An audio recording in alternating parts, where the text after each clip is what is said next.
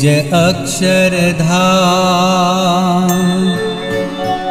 राजत दिव्य स्वरूप धरन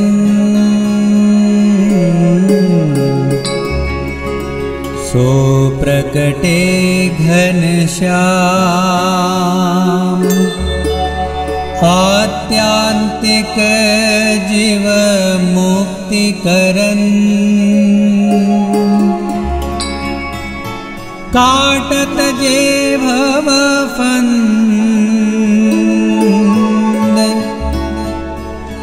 जय जय आवत निज शरण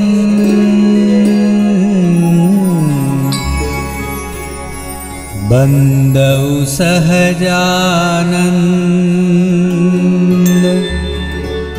सकल विघ्न कै मुरहरन बंदौ अक्षर ब्रह्म गुणातीत जेहि रूप दुवन ताहु प्रकट पर ब्रह्म सदा एकांतिक धर्म धरन विचरत या भुवि आज ब्रह्म स्वरूप हरि प्रकटतन प्रमुख स्वामी महाराज बंदौ जेहि मम गुरु चरण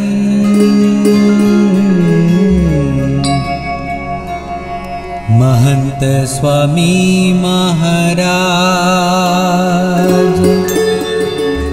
बंदौ जेहि मम गुरु चरण महंत स्वामी महाराज महंत स्वामी महाराज।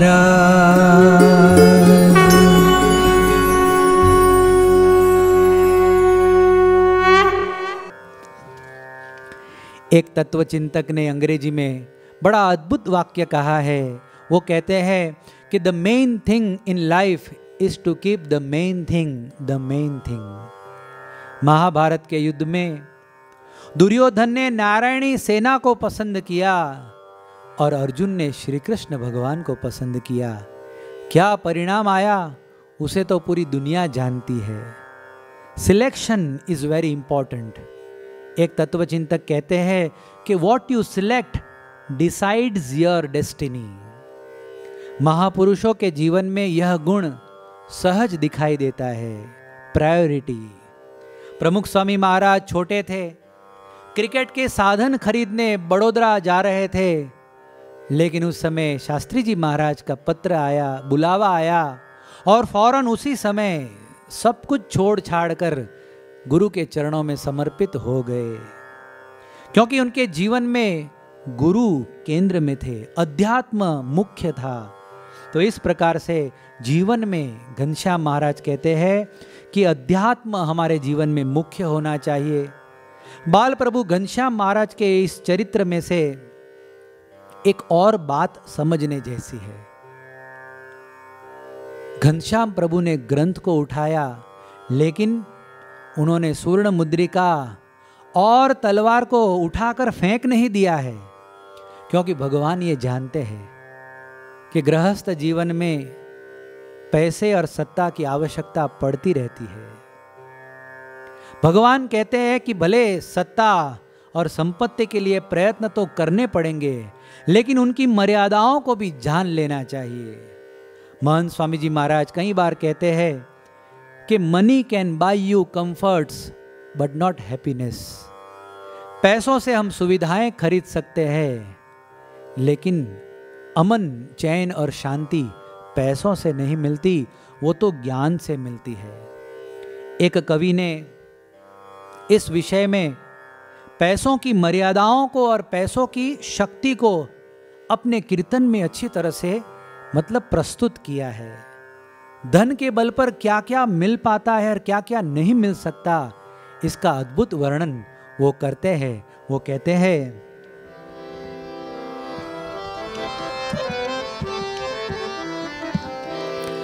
धन के बल धन मीत मिले, लेकिन मन मीत नहीं मिलता। धन के बल मिले दवाई, सच्चा स्वास्थ्य नहीं मिलता। धन के बल हर नगर बसे, इंसान में इंसान नहीं बसता। इंसान में इंसान नहीं बसता। धन के बल आराम तो मिलता, लेकिन राम नहीं मिलता। धन के बल मिले सेवक लाखों, पर एक हनुमान नहीं मिलता। धन के बल हर आनंद मिले, पर सहजानंद नहीं मिलता। सहजानंद नहीं मिलता। सहजानंद नहीं मिलता।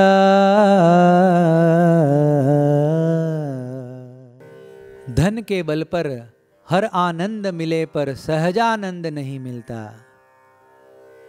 पैसों के बलबूते पर हम और सब कुछ प्राप्त कर सकते हैं, लेकिन भगवान कभी पैसों के बलबूते पर नहीं मिलते।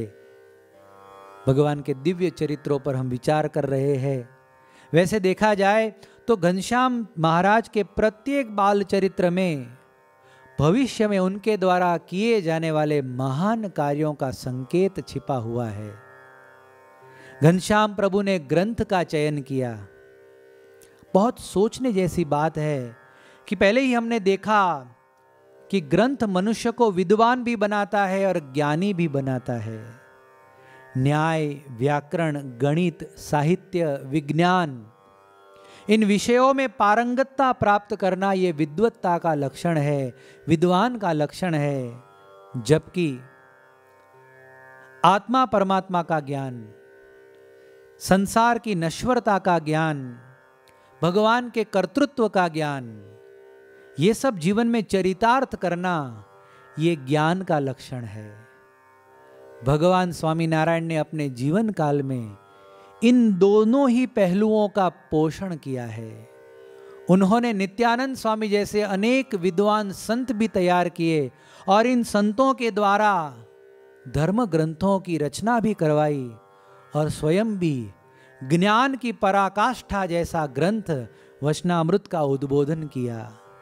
भगवान ने सच्चे ज्ञानी संत भी तैयार किए। तो ज्ञान और विद्वत्ता, इन दोनों का पोषण भगवान ने जो किया है, उसका मूल भगवान का ये ग्रंथ उठाना, उसमें हमें मिलता है। हमारे संप्रदाय में भगवान के इस चरित्र पर एक अच्छा अद्भुत कीर्तन गाया गया है। आइए इस भजन को सुनते हैं। अमारा हय्यर में घनश्याम, अमे एनी नगरी नरमता राम। अमारा हय्यर में घनश्याम, अमे एनी नगरी नरमता राम। रोज सवारे सांझे राते એકલા હોય કે સાથ મુખથી કરીએ એનું ગાન અમારા હૈયે રમે ઘનશ્યામ અમે એની નગરી ન રમતા રામ ધર્મ પિતાએ કરી પરીક્ષા એ તો દડબડ દોડ્યા ધર્મ પિતાએ કરી પરીક્ષા એ તો દડબડ દોડ્યા પુસ્તક લીધું હાથે એણે તલવાર સિક્કો છોડ્યા પુસ્તક લીધું હાથે એણે તલવાર સિક્કો છોડ્યા એને થવું હતું વિદ્વાન એ તો થયા મહાવિદ્વાન અમારા હૈયે રમે ઘનશ્યામ અમે એની નગરી ન રમતા રામ અમે એની નગરી ન રમતા રામ અમે એની નગરી ન રમતા રામ અમારા હૈયે રમે ઘનશ્યામ અમે એની નગરી ન રમતા રામ ધર્મ પિતાએ કરી પરીક્ષા એ તો દડબડ દોડ્યા પુસ્તક લીધું હાથે એણે તલવાર સિક્કો છોડ્યા એને થવું હતું વિદ્વાન એ તો થયા महाविद्वान। ये स्वामीनारायण चरितमानस की कथा में अगले 2 दिनों में भगवान की विद्वत्ता के बारे में भी हम विस्तार पूर्वक सुनने वाले हैं। आज की कथा में भगवान के इस चरित्र के बारे में हमने विचार किया। सचमुच देखा जाए तो धर्मदेव और भक्ति माता इन दोनों को भी धन्य है, क्योंकि उन्होंने अपने पुत्र की रुचि को समझने का प्रयत्न किया। आज संसार में कई बार माता पिता ये बहुत बड़ी गलती कर बैठते हैं, अपने बेटे की रुचि को समझे बिना अपने विचार, अपनी रुचि, अपनी इच्छाएं, अपनी महत्वाकांक्षाएं अपने बेटे पर थोपते हैं, आग्रह पूर्वक, दुराग्रह पूर्वक। ऐसा करने से कई बार बहुत भारी नुकसान भी भुगतना पड़ता है। भगवान का ये चरित्र अद्भुत है। घनश्याम की इस अनूठी दिव्य अनुपम लीला का हमने श्रवण किया। अब आगे जाकर घनश्याम महाराज के जीवन में असुर उद्धारण जो लीलाएं हुई है उसका श्रवण करते हैं। ग्रंथकार ने चौपाइयों में असुर का वर्णन करते हुए लिखा,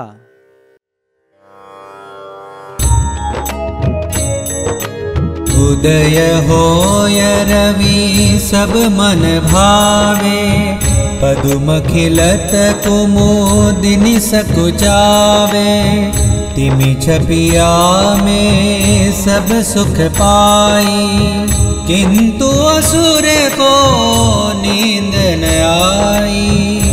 एक असुर कालीदत्त नामा धर्म विरुद्ध ही उसका काम मंत्र तंत्र में बहुत प्रवीणा दुख दे सबको करुणाहीना।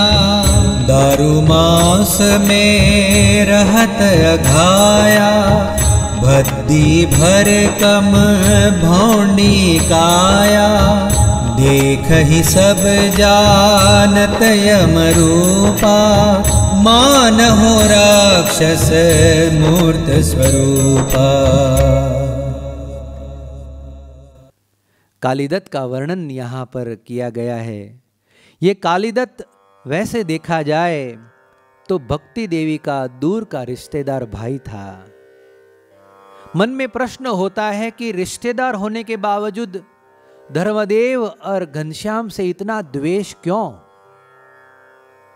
उस द्वेष का मूल कारण था ईर्ष्या भाव। कालीदत्त स्वयं मांसाहार, मदिरा, मैथुन, मत्स्य और मुद्रा इन 5 मकारों का भरपूर सेवन करता था। कालीदत्त ने मंत्र तंत्र और मैली विद्या के जोर से छपैया के लोगों को सम्मोहित कर रखा था। डरा कर, धमका कर, अरे आतंक फैलाकर कालीदत्त ने सब लोगों को, पूरे समाज को अपने वश में कर रखा था। लोग जैसा कालीदत्त कहता था वैसा ही करते थे। अपना ये साम्राज्य देखकर वो मन ही मन बड़ा प्रसन्न होता था। लेकिन जब से धर्मदेव ने भक्ति देवी जी से ब्याह करके छपैया में रहने का प्रारंभ किया, तब से परिस्थितियां बदलने लगी थी। धर्मदेव सत्यवक्ता थे। धर्मदेव अत्यंत निर्भय प्रकृति के थे। उन्होंने लोगों को सत्य और असत्य का बोध करवाया। तब से लोग निर्भय होने लगे। धर्मदेव जी का स्वभाव, उनका प्रभाव ऐसा था कि अब लोग उनकी ओर आकर्षित होने लगे, उनको पूछकर अपना व्यवहारिक कार्य करने लगे। कालीदत्त को ये सब अखरने लगा, इसीलिए वो धर्मदेव का विरोध करने लगा। ये द्वेष भाव, उसके मूल में ये ईर्ष्या का भाव था। और फिर तो स्वयं बाल प्रभु घनश्याम ने जन्म लिया।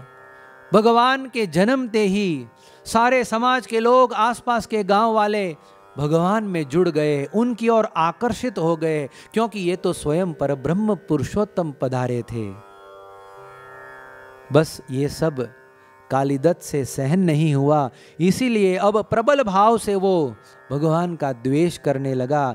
उसने मलिन तंत्र मंत्र विद्याओं से कृत्याओं को उत्पन्न किया और उन्हें आदेश दिया कि जाओ धर्मदेव के पुत्र घनश्याम का वध कर डालो। कृत्याएं धर्मदेव के घर आई। जहां पर बाल प्रभु को सुलाया गया था वहां पर पहुंची। बाल प्रभु को उठाकर आकाश के मार्ग से गति करने लगी। उस समय बाल प्रभु ने अपने आप, अपने संकल्प मात्र से शरीर का भार इतना बढ़ा दिया कि ये कृत्याएं उस भार को सहन नहीं कर पाई। तुरंत नीचे उतरकर धरती पर बाल प्रभु को रख दिया। घनश्याम की प्रेरणा से हनुमान जी वहां पर आए। हनुमान जी ने एक के बाद एक जोरों से उन सभी कृत्याओं का ताड़न किया। कृत्याएं क्षमा याचना करने लगी, कृत्याएं गिड़गिड़ाने लगी, वचनबद्ध होकर कहने लगी कि प्रभु जाने दो, आगे से हम कभी भी ऐसा कार्य नहीं करेंगे। तब हनुमान जी ने उन सबको छोड़ दिया। हनुमान जी अब बाल प्रभु के पास आए, उनका दर्शन करने लगे और दर्शन करते करते हाथ जोड़कर विनम्र भाव से प्रभु की स्तुति करते हुए कहते हैं,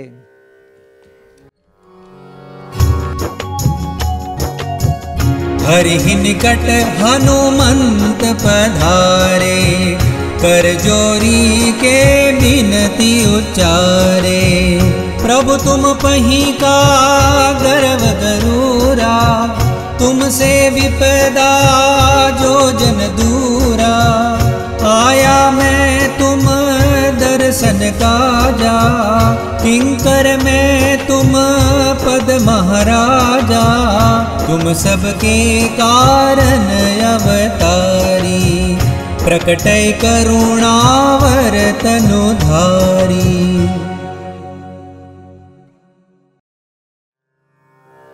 हनुमान जी ने भगवान की स्तुति की, उनकी वंदना की, उनको उठाकर अपने अंक में भर लिया और बड़े प्रेम से जाकर भक्ति देवी के गोद में भगवान को सुला दिया। भक्ति देवी ने बड़े विनम्र भाव से कहा कि हे हनुमंता, तुम हो अति बलवंता, आपने कृपा करके मेरे बच्चे की रक्षा की। तब हंसते हुए हनुमान जी कहते हैं, अरे माताजी, मैं तो इनके चरणों का सेवक हूं, आप अभी तक इनको पूरा नहीं पहचानती। बड़े बड़े देवता, बड़े बड़े सुरगन इनकी स्तुति वंदना करते हैं। हनुमान जी बाल प्रभु के दर्शन करके वहां से विदा हुए। कृत्याओं ने जाकर कालीदत्त को बहुत फटकारा, कहा कि आगे से आइंदा हमें ऐसे काम के लिए कभी बुलाना मत। वो तो भगवान है, साक्षात परब्रह्म है, पुरुषोत्तम नारायण है। कालीदत्त आग बबूला हो गया और अब तो वो एक अवसर की खोज में था कि एक बार यदि ये छोटा सा नन्हा बालक घनश्याम अकेले में मिल जाए तो उसका नाश कर डालूं। भगवान तो केवल 2.25 साल के थे। एक बार बाल सखाओं ने घनश्याम को ले जाकर उपवन में एक वृक्ष के नीचे बिठाया, जामुन के फल ला लाकर घनश्याम को खिलाए और फिर दूसरे फलों को लेने के लिए ये बाल सखा सब दूर दूर तक चले गए। घनश्याम अकेले रह गए। कालीदत्त ने देखा कि आज घनश्याम अकेला है, तुरंत वो वहां पहुंच गया। उसने मंत्र तंत्र के जोर से एक भयानक शोर मचाया। बिजलियां कड़ाके के साथ चमकने लगी, वायु बड़ी जोर से बहने लगा। उस समय मूसलधार वर्षा होने लगी, वातावरण डरावना सा हो गया। बड़े बड़े वृक्ष पटक पटक कर वहां गिरने लगे। अरे इतना ही नहीं, लेकिन तड़ातड़ नाद के साथ तरुओं की टहनियां टूटने लगी। तब कालीदत्त बाल प्रभु के पास पहुंचता है। भगवान को मारने का प्रयत्न वो करने में है, और उस समय भगवान ने केवल संकल्प मात्र से, दृष्टि मात्र से किस प्रकार से ये कालीदत्त का नाश किया है, ग्रंथकार अपनी चौपाई में उसका वर्णन करते हुए कहते हैं। करि दृष्टि करणी वृषलाला, मनुधद की नयनों से ज्वाला। बल में असुर पड़ा चकराता, पटक पटक तरु से टकराता। गगन उठाता नाद घनेरा, धूजत धरनी अति उस बेरा। नाद करत अरु लुढ़कत जाई, रगत बहे आँखिन छलकाई। भग्न भये सब असुरन अंगा, रक्त वमन कर मरा निसंगा। शमित भई असुरन छलनाई, हर्षि गगन सुर तुरहि बजाई। इस प्रकार से हमने देखा कि केवल दृष्टि मात्र से, संकल्प मात्र से बाल प्रभु घनश्याम ने कालीदत्त का उद्धार किया। वैसे भगवान स्वामीनारायण के समग्र जीवन को हम देखते हैं, इतिहास को हम देखते हैं, तो कालीदत्त के अलावा ऐसे कोई और विशेष असुरों का उन्होंने संहार किया हो, ऐसा कोई उल्लेख शास्त्रों में नहीं मिलता। भगवान स्वामीनारायण ने ही स्वयं इस बारे में एक बार परमहंसों से प्रश्न पूछा। भगवान कहते हैं कि हमने रावण को मारा नहीं है, हमने कभी कंस जैसे असुरों को मारा नहीं है, हमने दंतवक्र, शिशुपाल और जरासंध जैसे महान असुरों का संहार नहीं किया, फिर भी आप लोग मुझे भगवान क्यों कहते हो? परमहंस हंसने लगे। पूरी दृढ़ता के साथ उन्होंने भगवान को कहा कि महाराज, सूर्य यदि कहने लगे कि मैं सूर्य नहीं हूं, तो क्या लोग इसका स्वीकार करेंगे? आपने भले रावण को नहीं मारा हो, आपने भले कंस का उद्धार नहीं किया हो, आपने भले ही दंतवक्र, शिशुपाल और जरासंध जैसे असुरों का संहार नहीं किया हो, लेकिन आपने तो रावण के अंदर जो रावणत्व था, कंस के अंदर जो कंसत्व था, ऐसे काम, क्रोध, लोभ जैसे महान अंतः शत्रुओं का नाश करने का उपाय आपने किया है, इसलिए हम आपको भगवान कहते हैं। एक तत्व चिंतक ने एक बहुत अद्भुत बात बताई है। वो कहते हैं कि तू रावण तू राम मनवा, तू रावण तू राम। हृदय में दो प्रकार के भाव रहे हैं। हृदय में राम भी बैठे हैं और रावण भी बैठा है। हृदय में आसुरी भाव भी है और दैवी भाव भी है। भगवान स्वामीनारायण को काका भाई ने वचनामृत में प्रश्न पूछा कि महाराज, हृदय में बैठा हुआ एक हाँ कहता है और एक ना कहता है, तो हाँ कहने वाला कौन है और ना कहने वाला कौन है? बड़ा सुंदर, सूक्ष्म, विलक्षण ये प्रश्न था। भगवान स्वामीनारायण ने जवाब देते हुए कहा कि काका भाई, हृदय में दो प्रकार के भाव है, दो प्रकार के पक्ष है। एक सत्संग का पक्ष और दूसरा कुसंग का पक्ष। जो कुसंग का पक्ष है वो हमेशा हाँ करता है, हाँ कहता है कि खाओ पियो जलसा करो, eat drink and be merry, ऋणम कृत्वा घृतम पिबेत। अरे कर्जा कर कर के भी जलसा कर लो, ये कुसंग के शब्द है। और एक और सत्संग के शब्द है जो हमेशा ना करते हैं, मना करते हैं। वो कहते हैं कि ये मनुष्य जन्म यूं ही खा पीकर पूरा करने के लिए नहीं दिया है। नायम देहो देह भाजाम नृलोके कष्टान कामान अर्हते विडभुजाम ये तपो दिव्यम पुत्र का ये न सत्वम शुद्धेद यस्माद ब्रह्म सौख्यम त्वनंतम। ये मनुष्य जन्म की कीमत बड़ी अमूल्य है।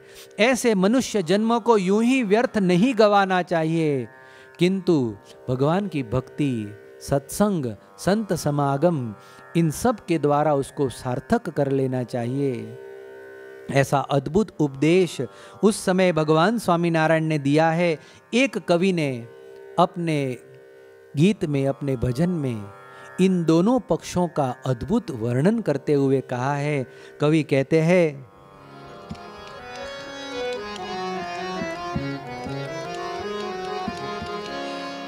अंतरना बेओरड़ा, अंतरना बेओरड़ा, एक ओरड़े प्रभु बिराजे बीजे वसे शैतान। एक ओरड़े प्रभु बिराजे बीजे वसे शैतान। अंतरना बेओरड़ा, एक ओरड़े अखंड रह जे बीजे दे जे ताड़ू, बीजे दे जे ताड़ू। सोदो तू सत्संग नो करजे जे मानथी देवाळू, जे मानथी देवाळू। एक ओरड़े अखंड रह जे बीजे दे जे ताळू, बीजे दे जे ताळू। सोदो तू सत्संग नो करजे जे मानथी देवाळू, जे मानथी देवाळू। दुनिया थी दिल पाछू वाली हो,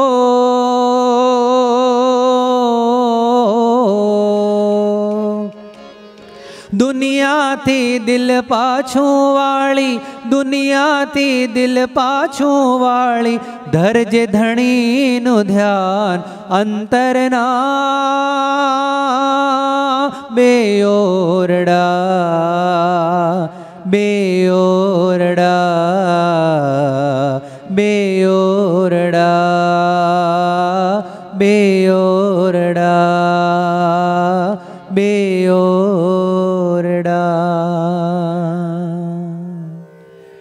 अंतरना बेओरड़ा, एक ओरड़े प्रभु बिराजे बीजे वसे शैतान। अंतरना बेओरड़ा। भगवान स्वामीनारायण का यही मुख्य कार्य था। हम सबके हृदय में जो ये शैतान है, काम क्रोध लोभ देहाभिमान रूपी शैतान, इस शैतान का नाश करने वो इस संसार में प्रकट हुए थे। ये आसुरी भाव निकालने के लिए वो आए थे और उन्होंने अपने पूरे जीवन में हजारों लाखों लोगों का आसुरी भाव दूर कर दिया। उनके हृदय में से ये अंतः शत्रु दूर कर दिए। इस भगवान के महत् कार्य का विशेष निरूपण तो हम आगे जाकर कथा में करेंगे। आज की कथा को हम यहीं पर विराम देते हैं। अंत में भगवान की धुन का गान करेंगे।